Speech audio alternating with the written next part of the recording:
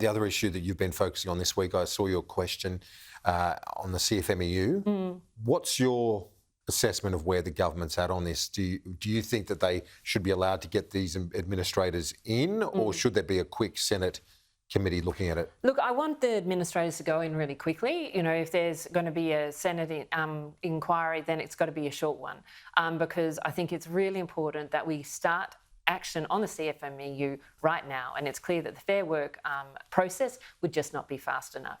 But the point I made yesterday, and the point I'm continuing to make to the government on this, is that just appointing an administrator is not enough. We have had 3 royal commissions in this topic.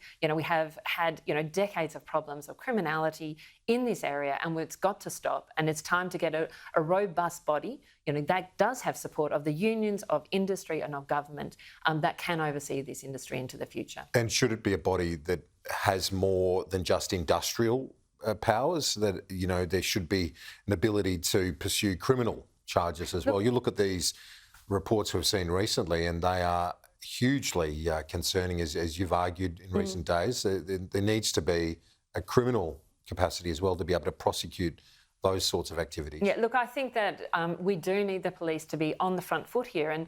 And speaking to academics in this area, one of the concerns is that, on a work site, it's unclear, is this a work issue? Is it an industrial issue, in which case, police sometimes will come and then go.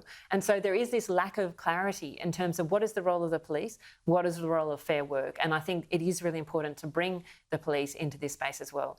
But I will be also putting forward an amendment on the bill on that administrator bill, because I want to make sure that if the administrator is appointing new people into the CFMEU, that these are just and proper people to serve, in a union, because we have had some people in the unions who, frankly, would not meet any sort of test in terms of the right sort of characters to be leading a union. I know Wentworth, there's a perception of that seat, your seat, being one of the wealthiest areas, but there are a lot of your constituents I know who are struggling with mortgages too, like many other Australians, and the challenge of cost of living.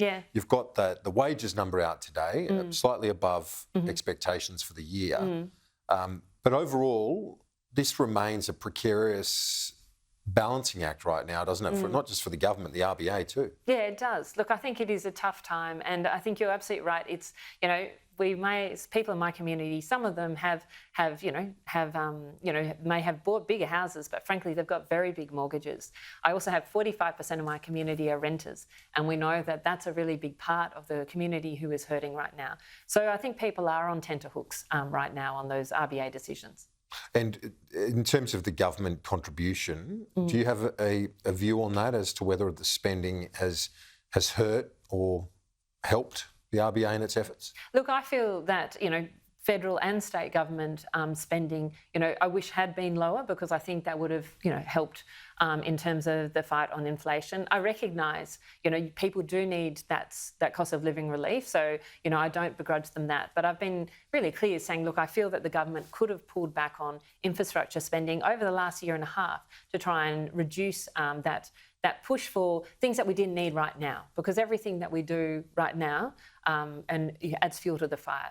The other side is obviously there's demand, but there's also supply, because if you can improve the productivity of our businesses, it actually is less pressure on inflation. And so again, this is another area where I feel the government should go further in terms of trying to boost productivity in our businesses. Allegra Spender, thanks as always. Appreciate it. Appreciate it. Thanks, Kieran.